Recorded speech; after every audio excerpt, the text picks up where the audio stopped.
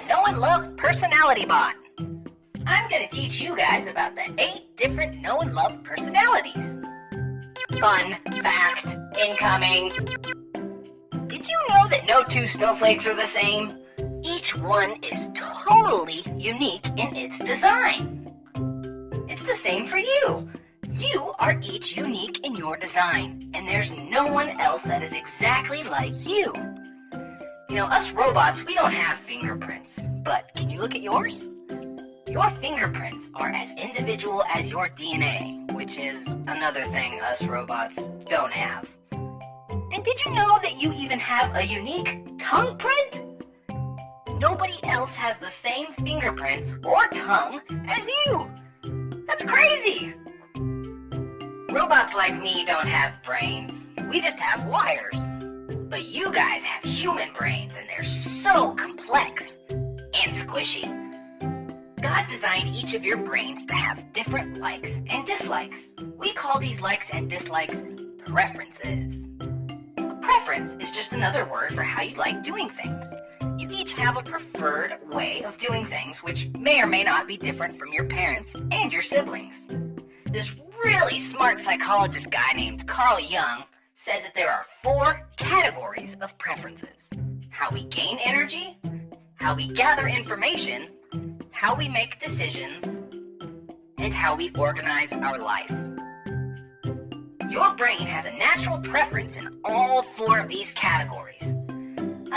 Kara, can you explain this to them? Hey, you guys want to hear something funny? People have told me that they don't like personality tests because it puts them in a box. A box big enough for a person? I've never had a box big enough to put a person in, although I did see this box one time. Oh, okay, I understand. You humans love to categorize and label things in order to make sense of the world.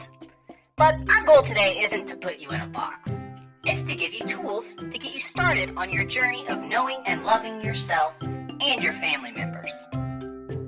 You guys think it'd be helpful to know which things come easily to you and which things are a little bit harder? Or which things you'll need to ask for help with or put more energy into to be successful?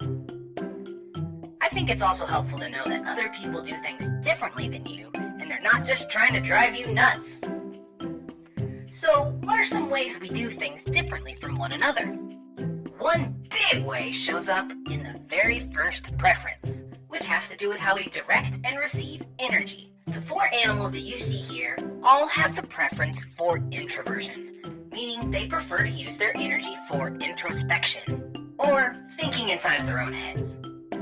These 4 guys generally prefer to form their final thoughts before they speak. These 4 animals, on the other hand, have the preference for extroversion, which means they prefer to use their energy towards the outside world. You know, like doing things and being with people. They process information and form their thoughts while talking out loud, usually. So you're probably asking, how does this actually play out at home or at school? Or maybe you're not asking that, you're just thinking, whoa, that robot's talking to me. Either way, I'm gonna explain. Meet the elephant. Any elephants in here? They are extroverts and prefer to talk out loud in order to process their thoughts. But their friends over in Pandaland are introverts and prefer thinking inside of their heads before they talk. While having a conversation, the elephant talks, and the panda is taking it all in and needs some time to process and unpack everything that was said. The panda may need a minute to think before they respond. If you didn't know about this preference, it'd be easy for the introvert group to become annoyed and think, geez, do they ever stop talking? And it'd be easy for the extroverts to become annoyed and think, why won't they engage with me? They must not like me. This is just one way we're different, but there are many others too. Let's take a look at the second preference, how we gather information. Some people rely on their 5 senses to understand the world around them, while others use their intuition to make sense of things. In the world of otters, for instance, they have a built-in surveillance system in their brains, making them very aware of every detail around them. Nothing gets past these guys. Meanwhile, parents may not be noticing all of those details, but that doesn't mean that their brains aren't hard at work. As they take information in, ideas are formed and connected. Think of their brains as having a built-in popcorn machine, and each idea is like a little popcorn kernel bouncing around. Let me give you an example to show you how this plays out. Say, for instance, that an otter and a parrot both pick up a book to read. The otter is probably going to do a great job remembering each of the characters' names, and they'll probably pay attention to when the book was published and who the author is and what other books the author has written. The parrots, though, will probably read a lot faster, and they may not remember names and dates, but they will be able to tell you about the big ideas in the story, and they'll see beyond the details of the story to the deeper meaning behind those details. Oh, Kara's looking a little anxious over there. I think she has something she wants to share. Kara, take it away. Hey, thanks, Kara. That was a great point. There's so much that we can learn from each other. Okay, for the third preference, how we make decisions, let's meet our friends the meerkat and the border collie. The meerkat prefers to make decisions based on feeling and how to preserve harmony among everyone. But the border collie prefers to make decisions based on facts and logic. Thinking types tend to be logical thinkers who tend to see things as a little bit more black and white, while the feeling types focus on what's important about the situation or the person. Here's an example of how this plays out in real life. If someone points out something that someone else is doing wrong, a meerkat is likely to feel like the other person is being criticized, while a border collie is more likely to say that that person is just giving good feedback. If you didn't know about this preference, it'd be easy for the meerkats to think, geez, they're being so mean, and the border collies would say, stop being so sensitive.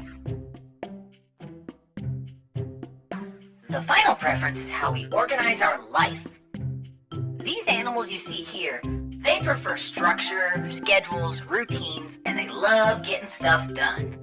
While these animals here prefer spontaneity and change. And they work best under a little bit of pressure and maybe at the last minute. Here's how this plays out.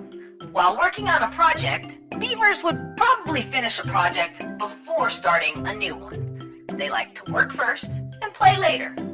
However, the owls prefer to work on multiple projects at once, sometimes leaving one for a while and then picking up again later on. They prefer to combine play and work. So if you didn't know about this preference, it would be easy for this group to think, geez, why can't you just focus and get the job done? And it'd be easy for this group to say, why are you so rigid? Relax a little bit and play. Have any of these scenarios played out in your home? This is why knowing about personality is so helpful. But what do you do when your preferred way of doing things is so different than somebody else in your family? Well, that's what Jason and Kara are going to teach you today. Kids, you did such a great job sitting still and listening. So Kara and Jason, I gotta go recharge my battery. Can you guys take it from here? See y'all later!